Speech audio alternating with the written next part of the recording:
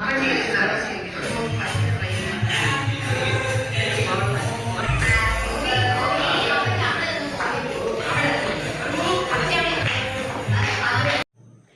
KK ഫാമിലിയിൽ അപ്പച്ചേനെയും പിന്നെ നമ്മളുടെ അശ്വിനെയും ആലോചിച്ചിട്ട് പൊട്ടിക്കരഞ്ഞുകൊണ്ടാണ് ഇപ്പോഴത്തെ ഒരു കേരള സമൂഹം. അതായത് അപ്പച്ചിയുടെ കാര്യം എടുക്കാം. അവർക്ക് ഒരു ഔചിത്യബോധം ഇല്ലാത്ത സ്ത്രീയാണ്. അവർക്കറിയാം അവരവിടുത്തെ കുക്കാണ്.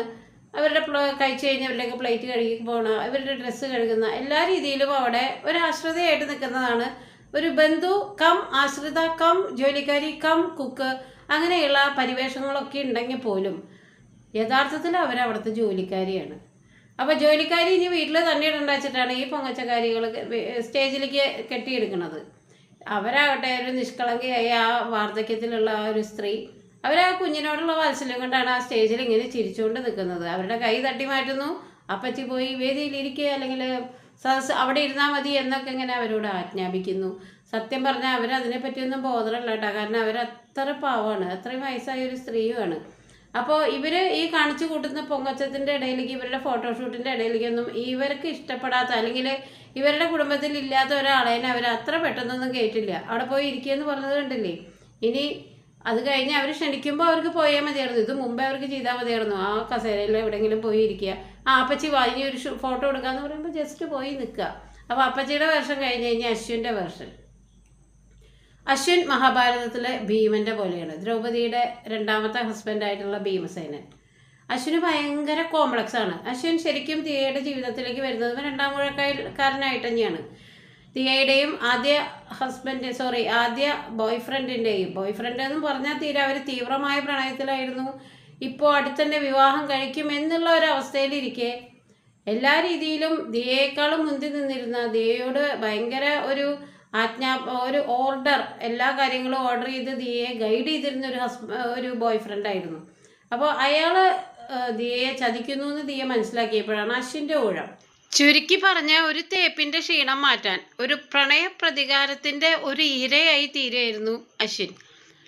ആ മുൻകാമുകനോടുള്ള പ്രണയത്തിൻ്റെ ആ പ്രണയം ഇല്ലാതെയായതുള്ള അല്ലെങ്കിൽ അവൻ തേച്ചിട്ട് പോയ അതിനോടുള്ള ആ ഒരു പ്രതികാരമായിട്ട് തന്നെയാണ് യാതൊരു ചിന്തയില്ലാതെ അശ്വിനും ദിയ വിവാഹിതരാവുന്നത്. അതിൽ അശ്വിന് ഒരു മിനിറ്റ് പോലും ചിന്തിക്കാൻ പോലും സമയം കിട്ടിയില്ല. കാരണം അയാൾ ഇതുവരെ അവരുടെ മൂകസാക്ഷിയായിരുന്നു അവരുടെ പ്രണയത്തിൻ്റെ.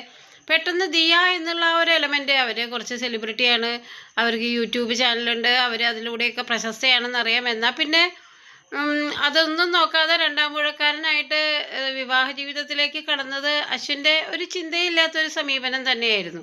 അത് തന്നെയാണ് അയാളിപ്പോൾ അനുഭവിക്കുന്നത്. അശ്വിനെ അവർ തിരഞ്ഞെടുക്കുമ്പോൾ അവരൊരു പൂച്ചക്കുട്ടി ഹസ്ബൻഡിനെയാണ് ആഗ്രഹിച്ചത്. അവിടെ ഡോമിനേഷൻ എന്ന് പറയുന്നത് ആ വൈഫിനാണ്. അശ്വിൻ്റെ എല്ലാ കാര്യങ്ങളും മോണിറ്റർ ചെയ്യണത്. ഈവൻ അശ്വിൻ്റെ ബന്ധുക്കളോട് അശ്വിൻ ഇടപെടുന്നതിൻ്റെ ലിമിറ്റ്, അശ്വിൻ്റെ ഓരോ സദസ്സിലുമുള്ള മുഖഭാവം, ഫോട്ടോഷൂട്ട് എടുക്കുമ്പോൾ അശ്വിനേക്കാൾ നോക്കുന്നത്, അങ്ങനെ ദിയയുടെ ആ ഒരു മോണിറ്ററിങ്ങിൽ നിന്ന് അശ്വിൻ്റെ ജീവിതത്തിൽ ഇനി ഒരു സ്വാതന്ത്ര്യമില്ല. ഈവൻ അയാളുടെ സാമ്പത്തിക കാര്യങ്ങൾ, പ്രൈവസി ആയിട്ടുള്ള അയാളുടെ ബന്ധങ്ങൾ, ഈവൻ അമ്മയോടും അച്ഛനോടും അയാൾ എങ്ങനെയൊക്കെ ബന്ധം കീപ്പ് ചെയ്യണം, ആ വീട്ടിൽ ചെല്ലുമ്പോൾ അയാൾ എങ്ങനെയൊക്കെ പെരുമാറണം എന്നുള്ള ചട്ടവും അയാളോടുള്ള പെരുമാറ്റ രീതിയൊക്കെ പഠിപ്പിച്ചിട്ടാണ് ദിയ അയാളെ കൊണ്ടു നടക്കുന്നത്. അശ്വിനെ സംബന്ധിച്ചിടത്തോളം ആ മരുമകൻ, അതായത് ആ വീട്ടിലേക്ക് ചെല്ലുന്ന മരുമകൻ അവരുടെ എല്ലാവരുടെയും സങ്കല്പത്തിൽ ആദ്യത്തെ ബോയ്ഫ്രണ്ടായിരുന്നു. ആ സങ്കല്പത്തെയൊക്കെ മാറ്റിമറിച്ചിട്ട് ഒരു രണ്ടാം മുഴക്കാരനായിട്ടാണ് ആ മരുമകനായിട്ടും അശ്വിൻ ചെല്ലുന്നത്. ഇനി അയാളുടെ ജീവിതത്തിൽ ഉടനീളം ആ ഒരു കോംപ്ലക്സ്, അശ്വിൻ ഇപ്പം തന്നെ ഒരുപാട് കോംപ്ലക്സ് ഉള്ള ഒരു ആളാണ്. കാരണം അയാൾക്ക് അറിയാം ഒരിക്കലും ആ ഡൊമിനിയറിങ് ആയിട്ടുള്ള ആ വൈഫിനെ ഓവർ പവറായിട്ട് ഒരിക്കലും അയാൾക്ക് പെരുമാറാനായിട്ട് പറ്റില്ല. എന്തായാലും നമുക്ക് ആ സീനൊന്ന് കാണാം കേട്ടോ. അശ്വിൻ വളരെ ബുദ്ധിമുട്ടി ദിയയുടെ അടുത്തിങ്ങനെ എത്തിച്ച് നിൽക്കാനായിട്ട് ശ്രമിക്കുന്ന ആ ഒരു സ്വന്തം മകൻ്റെ ബർത്ത്ഡേ ആണ്, ഓർക്കണം.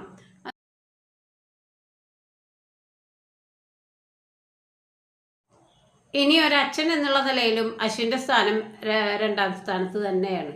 കാരണം ആ ബർത്ത്ഡേയുടെ സെലിബ്രേഷൻ്റെ മെയിനായിട്ടുള്ള വേദിയിൽ ആ കുഞ്ഞിനെ എടുത്ത് കേക്ക് മുറിക്കുന്നതും ഒക്കെ കൃഷ്ണകുമാറാണ്. കൃഷ്ണകുമാർ ആ കുട്ടിയുടെ ഗ്രാൻഡ് പാരൻ്റാണ്, ഗ്രാൻഡ് ഫാദറാണ്. അപ്പോൾ ഗ്രാൻഡ് ഫാദറിനാണ് കൂടുതൽ പ്രാമുഖ്യം. അപ്പോൾ ഫാദർ എന്ന് പറയുന്നത് ഈവൻ രണ്ടാം സ്ഥാനത്ത് തന്നെയാണ്. ആ കുഞ്ഞ് പോലും ഗ്രാൻഡ് ഫാദറിനോടാണ് കൂടുതൽ അറ്റാച്ച്മെൻറ്റ്. ഫാദറിൻ്റെ കയ്യിലിരിക്കുമ്പോൾ കുറച്ച് അസ്വസ്ഥതയൊക്കെ പ്രകടിപ്പിച്ച് ഗ്രാൻഡ് ഫാദറിൻ്റെ അടുത്തേക്ക് സന്തോഷത്തോടു കൂടി പോകുന്ന ആ കുഞ്ഞിനെ നമ്മൾ കണ്ടല്ലോ. അപ്പോൾ എല്ലാ സ്ഥലത്തും അശ്വിൻ അങ്ങനെ കൂടുതൽ നന്നായിട്ട് പെർഫോം ചെയ്യണ്ട എന്നുള്ള ഒരു കർശനമായിട്ടുള്ള ഒരു നിലപാട് അറിഞ്ഞോ അറിയാതെയോ അവരുടെ ദാമ്പത്യ ബന്ധത്തിൽ ഉണ്ടായി എന്നുള്ളതാണ്. കുഞ്ഞിൻ്റെ അച്ഛനാണ് എന്തൊക്കെയായാലും അച്ഛനും അമ്മയാണ് കേക്ക് മുറിക്കുന്നത്. എല്ലാ ബർത്ത്ഡേക്കും നമ്മൾ ഒരു കുട്ടിയുടെ ബർത്ത്ഡേ കണ്ടു കഴിഞ്ഞാൽ അതിനെ കേക്ക് മുറിപ്പിക്കുന്നത് അച്ഛനും അമ്മയും കൈ പിടിച്ചിട്ടാണ്. ഇവിടെ അശ്വിൻ ഇങ്ങനെ തിക്കി തിരക്കി മുമ്പിലേക്ക് വരാൻ ശ്രമിക്കുന്നുണ്ടെങ്കിലും അശ്വിൻ ഇനി ഓരോ വർഷം ഇങ്ങനെ കൂടും തോറും കുഞ്ഞുങ്ങൾ ഇനിയിപ്പോൾ ഒരു കുഞ്ഞും കൂടി ഉണ്ടാവും, കുട്ടികൾ വലുതാവും, ജീവിതം വലുതാവുമ്പോൾ അവിടെയും ഇൻകം എന്നുള്ള സോഴ്സ് ദിയയാണ്. സാമ്പത്തികം ദിയയാണെങ്കിൽ, സാമ്പത്തികമായിട്ട് കൂടുതൽ ഏൺ ചെയ്യുന്നത് സ്ത്രീയാണെങ്കിൽ സ്വാഭാവികമായിട്ട് അവിടെ ഒരു നെഗറ്റീവ് മാർക്ക്. ഇനി സ്വന്തമായിട്ട് ജോലി ചെയ്ത് രാവിലെ തൊട്ട് വൈകുന്നേരം വരെ ജോലി ചെയ്ത് ഭാര്യേനെ അല്ലെങ്കിൽ ഭാര്യയുടെയും മകൻ്റെയും അടുത്തേക്ക് പോകുന്ന ഒരു സാധാരണ കാഷ്വൽ ഹസ്ബൻഡായിട്ടൊന്നും അശ്വിനെ ആരും പ്രതീക്ഷിക്കരുത്. അശ്വിൻ ജോലി ചെയ്യേണ്ട എന്നുള്ള തീരുമാനം ദിയയുടെയാണ്. കാരണം അയാൾ ഓൾറെഡി നന്നായിട്ട് വർക്ക് ചെയ്തിരുന്ന ഒരു IT ഉദ്യോഗസ്ഥനായിരുന്നു എന്നാണ് എൻ്റെ ഒരു അറിവ്. ദിയയുടെ ഹസ്ബൻഡ് എന്നുള്ള ആ ഒരു ഭർത്താവ് ഉദ്യോഗസ്ഥൻ്റെ ആ ഒരു പട്ടം കിട്ടിയപ്പോൾ ഇനി ജോലിയും വേണ്ട കൂലിയും വേണ്ട, എൻ്റെ പുറകെ ഇങ്ങനെ നടന്നാൽ മതി, പിന്നെ ഇവരുടെ ഈ ഷൂട്ടിങ്ങിൽ അല്ലെങ്കിൽ ഇവരുടെ ഈ ഡെയിലി ലൈഫും വ്ളോഗും ഒക്കെ എടുക്കുമ്പോൾ അവിടെ ഒരു ഭർത്താവിൻ്റെ സാന്നിധ്യം. സാധാരണ ഭർത്താക്കന്മാരാണെങ്കിൽ നീ എടുത്തോ നിൻ്റെ വ്ളോഗ്, അല്ലെങ്കിൽ കുഞ്ഞിനെ എടുത്തോ, എനിക്ക് ജോലിക്ക് പോകണം, അല്ലെങ്കിൽ അങ്ങനെ ഒരു റുട്ടീൻ അവരുടെ ജീവിതത്തിലില്ല. ഈ വ്ളോഗേഴ്സിൻ്റെ ഒക്കെ ജീവിതം ഇങ്ങനെ തന്നെയാണല്ലോ, ഈ യൂട്യൂബിൽ കിടന്ന് ഇങ്ങനെ മെഴുകുക എന്നുള്ളതാണല്ലോ അവരുടെ. അപ്പോൾ അവരെ സംബന്ധിച്ചിടത്തോളം അവർക്ക് ജോലിക്ക് പോകണ്ട. അപ്പോൾ ഹസ്ബൻഡ് തീരെയും ഒരു ഡോമിനിയറിങ് വൈഫിൻ്റെ സ്ഥാനത്ത് അദ്ദേഹമാണ് ഡോമിനേറ്റ് ചെയ്യണമെന്ന് വെച്ചാൽ രാവിലെ ജോലിക്ക് പോകും, അവനവൻ്റേതായിട്ടുള്ളൊരു വ്യക്തിത്വം കീപ്പ് ചെയ്യാൻ അവനവൻ അധ്വാനിക്കണം, ആ പൈസ കൊണ്ട് ഭാര്യയും മക്കളെയും നോക്കണം. അങ്ങനെയുള്ള സാധാരണ ചിന്താഗതിയൊന്നും അശ്വിൻ്റെ മനസ്സിലേക്ക് ഇനി വരാൻ പാടില്ല. അങ്ങനെയാണെങ്കിൽ പിന്നെ അവർ ഡിവോഴ്സ് ആവേണ്ടി വരും. എന്തൊക്കെയായാലും ഈ കോംപ്ലക്സ് ഉണ്ടല്ലോ. ഇനിയിപ്പോൾ ചിലർ പറയുന്നുണ്ട് മറ്റേ മരുമക്കളൊക്കെ വരുമ്പോൾ ഇനി അശ്വിൻ്റെ സ്ഥാനം എന്താവും? ഒന്നും ആവില്ല. ഈ അശ്വിൻ്റെ സ്ഥാനത്ത് അശ്വിന് കൂട്ടായിട്ട് വേറെ 2 പേരും കൂടി വരും, അത്രയേ ഉള്ളൂ. കാരണം അവിടെ ഒരിക്കലും ആ ഒരു പെൺപട അവിടെ ഡോമിനേഷൻ അവരുടെ ഹസ്ബൻഡ് ആരായാലും ഇവർ പുറത്തുനിന്ന് ഇപ്പോൾ ഇതൊക്കെ കാണുന്ന അല്ലെങ്കിൽ അശ്വിൻ ഇങ്ങനെ വിമർശിക്കപ്പെടുന്നു എന്നൊക്കെ സോഷ്യൽ മീഡിയയിൽ വായിക്കുന്ന വരാൻ പോകുന്ന മരുമക്കളൊക്കെ പറയാം, ഞാൻ ചെന്ന് കയറട്ടെ, ഞാൻ കാണിച്ചു തരാം, ഞാൻ അവിടെ അങ്ങനെയൊന്നുമല്ല, ഇതുപോലെ ഒന്നും ഇങ്ങനെ ഒതുങ്ങി നിൽക്കാൻ എന്നെ പറ്റില്ല. പക്ഷേ കല്യാണം കഴിഞ്ഞൊരു 2 ആഴ്ച കഴിയുമ്പോൾ നിങ്ങൾ നോക്കിക്കോളും, അശ്വിന് കൂട്ടായിട്ട് 2 പേരും കൂടി ഇങ്ങനെയുള്ള ഫംഗ്ഷനിലൊക്കെ ഇങ്ങനെ ഞെക്കി ഞെരുങ്ങി ഫ്രണ്ടിലേക്ക് വരാൻ ശ്രമിക്കുകയും അവിടെ നിങ്ങളുടെ പിന്നിലേക്ക് തള്ളപ്പെടുകയും ഒക്കെ ചെയ്യുന്നത് ഇതൊക്കെ സാധാരണമാണ്.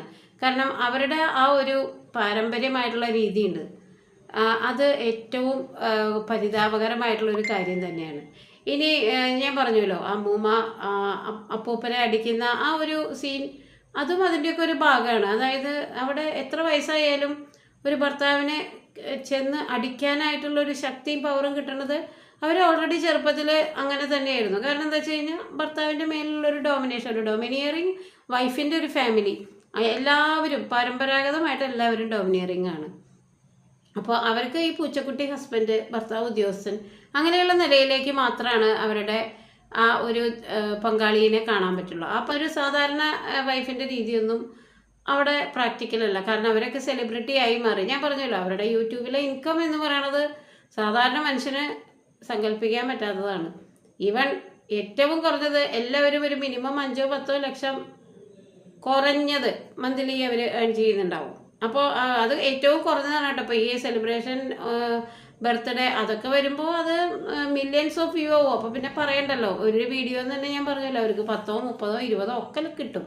അപ്പോൾ അങ്ങനെ ഇൻകം കൂടി വരുമ്പോൾ അവരുടെ ലൈഫിലുള്ള പാർട്ട്ണറുടെ പ്രാധാന്യം കുറഞ്ഞു വരും. വീണ്ടും ഈ സാമ്പത്തികം കൂടിയും മക്കൾ കൂടെയും പ്രാരാബ്ദങ്ങൾ കൂടെയും അവരുടെ ജീവിതം ഇങ്ങനെ പുതിയ വീട് വയ്ക്കുന്നു, കുട്ടികളുടെ കാര്യങ്ങൾ നോക്കുന്നു, കുട്ടികളെ പഠിപ്പിക്കുന്നു, ഇതൊക്കെ ബ്ലോഗിങ്ങിലൂടെ അവർ കാണിക്കുന്നു. അപ്പോഴൊക്കെ ഇങ്ങനെ പിന്നിലേക്ക് ഇങ്ങനെ പോകുന്ന ആൾക്കാരുണ്ട്. അത് അവരുടെ പങ്കാളികൾ തന്നെയാണ്. ഈ ഡോമിനേഷൻ എന്ന് പറയുന്നത് 2 പേർക്കും ആവാം. ഭർത്താക്കന്മാർ ഡോമിനേഷനുള്ള ഒരുപാട് ഫാമിലി ഉണ്ട്. ഭർത്താവ് വൈകുന്നേരം വരുമ്പോഴേക്കും ചായയും ഇതൊക്കെ ഇട്ട് റെഡി ആയിട്ടിരിക്കുന്ന വീട്ടമ്മമാരുണ്ട്.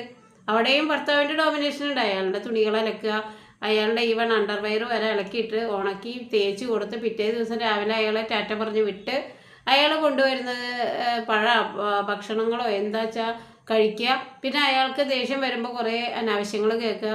ഇങ്ങനെയുമുണ്ട്. അവിടെ ഡോമിനേഷൻ ഭർത്താവിനാണ്, ഇവിടെ ഡോമിനേഷൻ ഭാര്യയ്ക്കാണ്. 2 പേരും തമ്മിലുള്ള ആ ഒരു സെയിം കെമിസ്ട്രിയിൽ പോകുന്ന ദാമ്പത്യങ്ങളാണ് ഏറ്റവും കൂടുതൽ നല്ലതെന്നാണ്. അത് പിന്നെ എല്ലാവർക്കും അറിയാലോ. കുറേ വർഷങ്ങൾ കഴിയുമ്പോൾ ഇവിടെയൊക്കെ ഇനി ചിലപ്പോൾ ഡിവോഴ്സ് വരാനും ചാൻസ് ഉണ്ട്. ഇതൊക്കെ സഹിച്ചിട്ട് ആരെങ്കിലും കുറേയൊക്കെ നിൽക്കുമോ? അപ്പോൾ അവനവൻ്റേതായിട്ടുള്ള വ്യക്തിത്വം, അതായത് ഇതൊക്കെ ഇപ്പോൾ ഈ ഹണിമൂണ് ഒരു കുട്ടിയായിട്ടുള്ളോ ഒരു വർഷങ്ങൾ കുറച്ച് കഴിയുമ്പോൾ ഈ ദാമ്പത്യത്തിലെ ചില നാച്ചുറലായിട്ടുള്ള കാര്യങ്ങളൊക്കെ ഇങ്ങനെ കുറേശ്ശെ നഷ്ടപ്പെട്ടു തുടങ്ങുമല്ലോ. അപ്പോൾ പിന്നെ ഇനിയിപ്പോൾ ഈ വൈഫിൻ്റെ ഈ ഇത് സഹിക്കേണ്ട കാര്യമില്ല, എനിക്ക് എൻ്റെ പാട്ടിന് പോകണം എന്നൊക്കെ തോന്നുന്ന ഒരു ദുർബല നിമിഷത്തിൽ അവരൊക്കെ അവരുടെ വീടുകളിലേക്ക് പോയേക്കാം. ഇങ്ങനെയുള്ള ഡോമിനേഷൻ സഹിക്കാൻ വയ്യെന്ന് പറഞ്ഞു. പക്ഷേ ഇവരിപ്പോൾ ഈ ഒരു സെലിബ്രിറ്റി ലൈഫിൻ്റെ ഭാഗമായി ഇങ്ങനൊരു വൈഫിനെ കെട്ടി അവൾ ജീവിതം ആഘോഷമാവുന്നു, അവൾ തന്നെ ഏൺ ചെയ്യുന്നു, അവൾ തന്നെ ബിസിനസ് ചെയ്യുന്നു, ഒരു സൂപ്പർ വുമണിൻ്റെ പരിവേഷമുള്ള ഒരു ഭാര്യനെ കയ്യിൽ എത്തിച്ച് പിടിച്ചുകൊണ്ട് നടക്കുക എന്നല്ലാതെ ഒരിക്കലും അവളേനെ വെട്ടി അപ്പുറത്തോട്ട് പോവാമെന്ന് ആരും ദുസ്വപ്നം കാണണ്ട. മനസ്സിലായോ? എല്ലാവർക്കും നന്മ വരട്ടെ. നന്ദി, നമസ്കാരം.